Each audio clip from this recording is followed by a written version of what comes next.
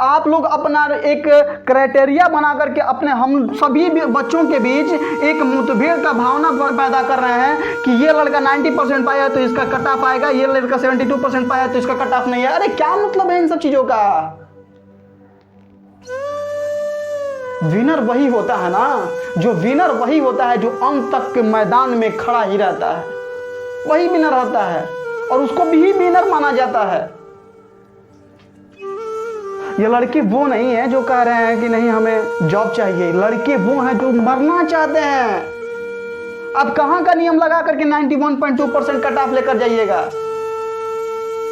हाँ, यूपी का cut off इतना नेवी में आया था, बिहार का बताइए, बिहार में 89%। क्या मतलब है यार? मतलब कुछ नहीं है। फिर तो वही जमाने वाला चीज ले लीजिए ना, जिसका हत्था कट्टा ये वो फलान ढेकान है तो उसको एक्सेप्ट कर लीजिए अपने जॉब में।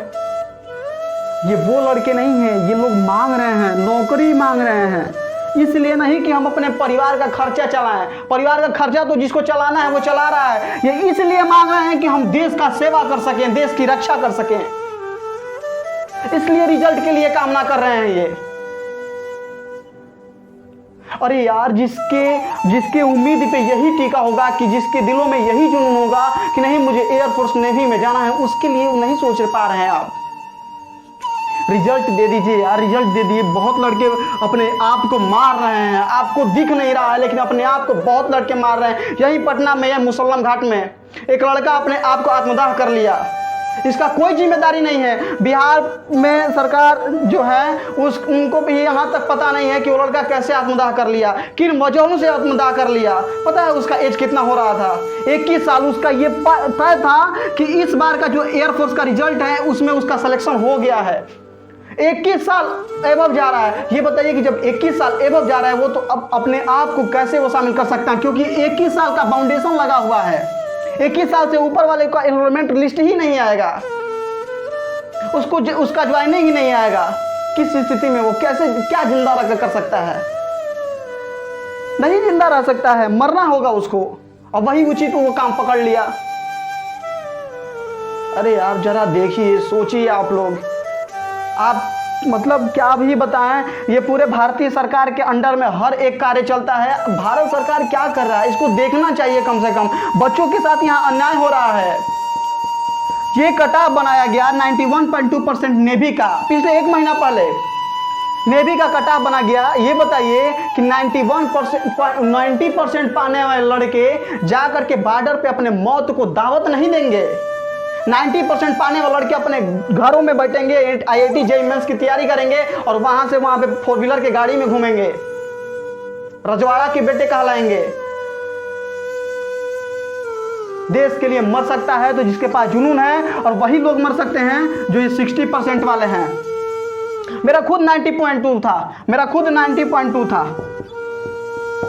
मेरा नहीं आया। इंटर में मेरा 90.2 है परसेंट, मेरा नहीं आया।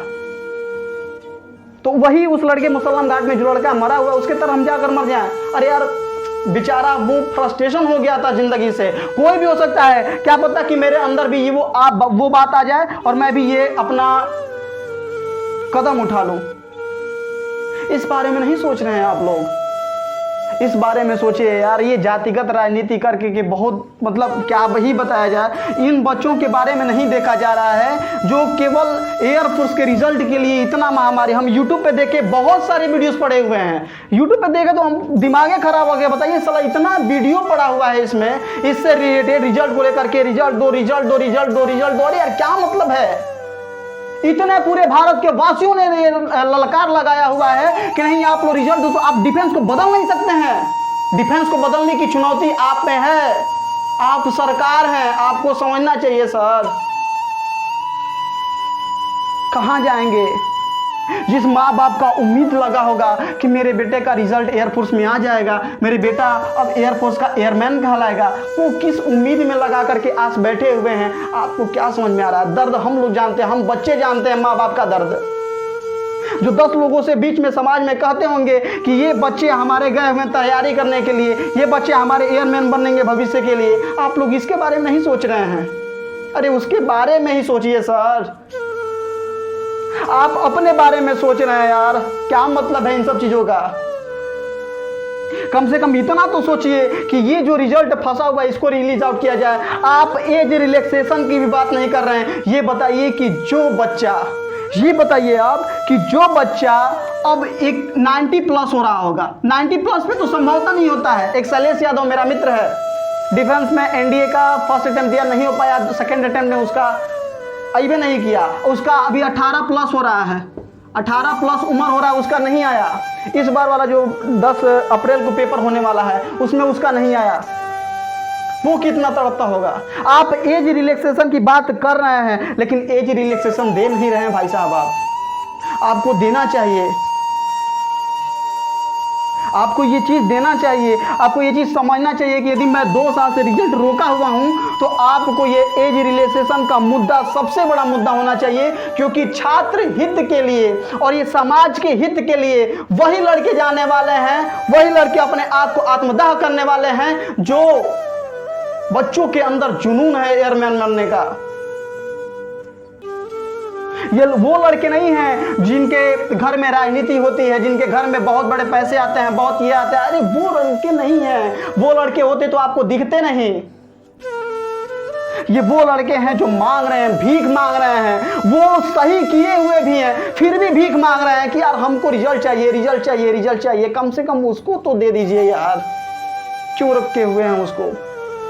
ये वीडियो भारत के हर कोने तक पहुंचाइएगा मित्र, ताकि ये हमारे भारत के आदरणीय प्रधानमंत्री जी इस बात को सुने, समझे और डिफेंस को बदलने की सफलता और प्रयास करें। हम यही चाहेंगे, यही आशा उम्मीद के साथ आप लोगों को एक चीज और बता देना चाहता हूं, अंततः एक बात कह देना चाहता हूं कि तुम बुझाकर चल तो दिए, तुम बुझाकर चल तो दिए मेरी यादों के चिराग, तुम बुझाकर चल तो दिए मेरे यादों की चिराग। क्या करोगे अगर रास्ते में कहीं अंधेरा हो जाए,